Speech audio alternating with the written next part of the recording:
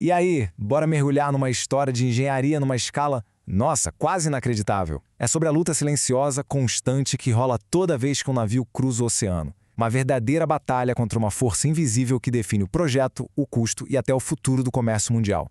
E a nossa fonte para essa conversa de hoje vem direto daqui, dos princípios da arquitetura naval, que é basicamente a Bíblia da área. E olha, isso aqui não é só um livro didático não, é um manual que explica como a humanidade consegue mover algumas das maiores estruturas já feitas pelo ser humano através das águas mais desafiadoras do planeta. Tá, vamos direto ao ponto. A questão central é essa. O que segura um navio? E não estamos falando de tempestades ou icebergs. É uma força fundamental que está sempre ali e que todo arquiteto naval passa a vida tentando entender e, claro, superar. Essa força é a resistência.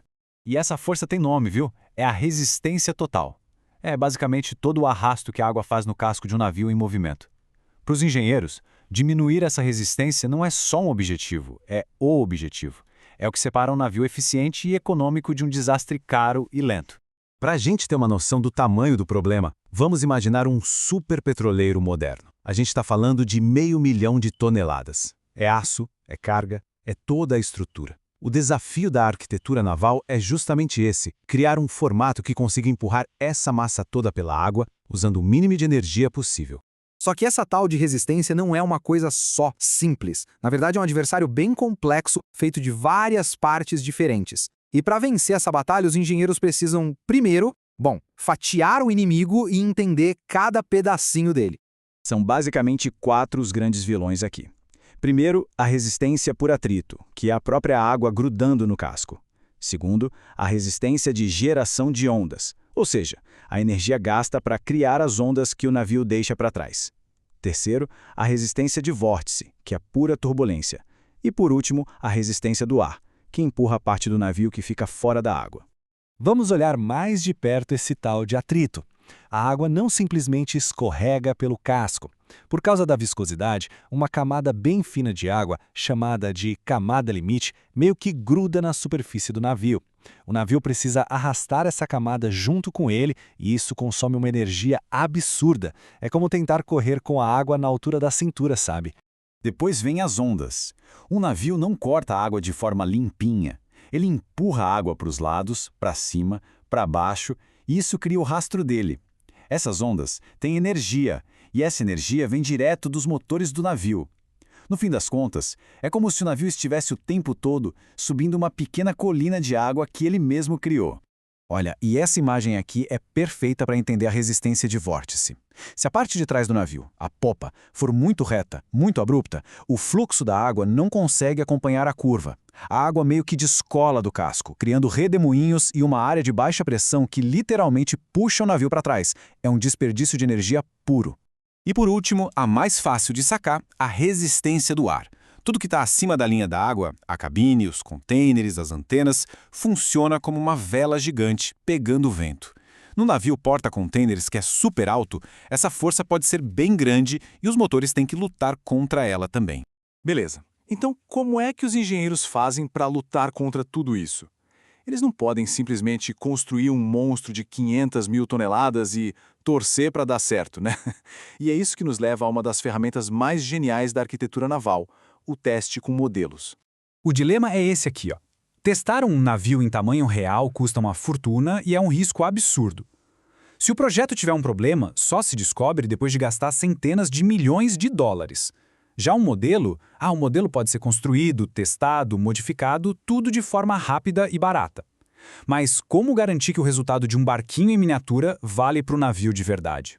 A resposta para esse dilema veio lá no século XIX, de um engenheiro inglês genial chamado William Froude. Ele desenvolveu o que hoje a gente conhece como a Lei de Comparação de Froude. Um princípio que, sério, revolucionou o projeto de navios e é usado até hoje. A grande sacada do Froude foi a ideia de velocidades correspondentes. Ele percebeu que existe uma velocidade certinha para um modelo em que o padrão de ondas que ele cria é uma réplica exata em miniatura do padrão de ondas do navio real. Achar essa velocidade é o segredo para prever o desempenho do navio gigante. Vamos deixar isso mais concreto. Imagina um navio de 125 metros de comprimento. Agora, imagina um modelo perfeito dele, em escala, com 5 metros. A razão de escala aqui é de 1 para 25.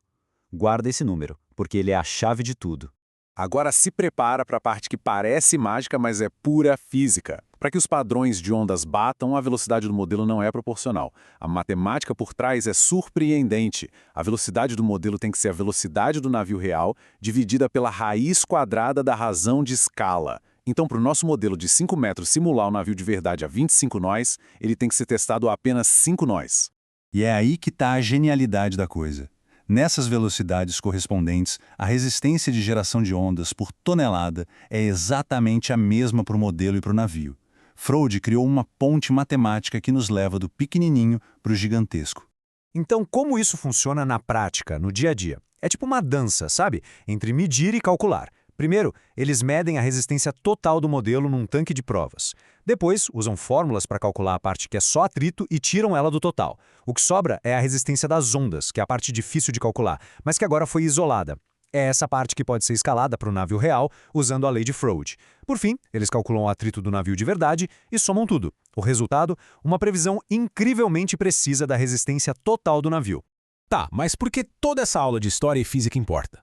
Porque cada curvinha no casco de um navio, pensada com base nesses princípios, tem consequências gigantescas no nosso mundo real, no nosso dia a dia. Como a nossa fonte mesmo diz, no fim do dia, tudo se resume a uma palavra: eficiência. O melhor navio é aquele que atinge a velocidade que precisa com a menor potência possível. Menos resistência significa, claro, menos potência de motor necessária. Isso cria um efeito dominó que afeta todo mundo. Menos potência significa queimar muito menos combustível. Uma melhoria de só alguns por cento na eficiência do casco pode economizar milhões de dólares em combustível na vida de um navio. Menos combustível significa custos menores, o que se traduz em preços mais baixos para as coisas que a gente compra. E, o que é crucial, significa menos emissões, diminuindo o impacto ambiental gigantesco do transporte marítimo. Um casco eficiente é, sem exagero, a base do comércio moderno. Isso deixa a gente com uma última reflexão. A lei de Freud tem mais de 150 anos e, mesmo assim, ela está lá, trabalhando silenciosamente no meio do oceano agora mesmo, em cada navio que cruza os mares. Fica a pergunta: que outros princípios científicos geniais, descobertos há tanto tempo, estão aí escondidos, moldando o nosso mundo sem que a gente nem perceba?